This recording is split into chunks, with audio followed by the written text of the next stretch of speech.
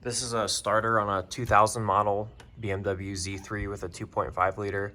I was able to get it out without removing the intake manifold. Obviously the airbox and intake piping had to come out. All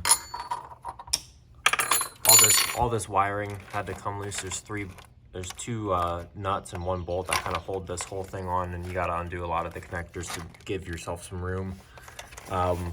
One of the bolts down here, it's a stud that bolts onto the throttle body. There's also this little ground wire, don't forget that. And then I did take the throttle body loose.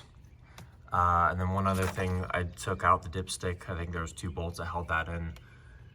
And that gave me enough room to access everything and pull the throttle body out, or to pull the starter out.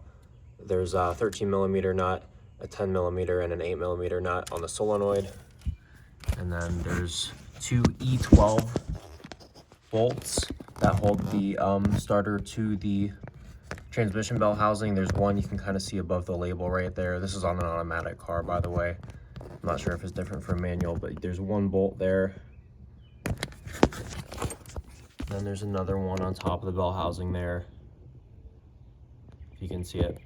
Those are E12s. I was able to use, I don't know where I set it, but I was able to use a 3/8 12-point wrench to get on to the back, to get onto those bolts from the top side.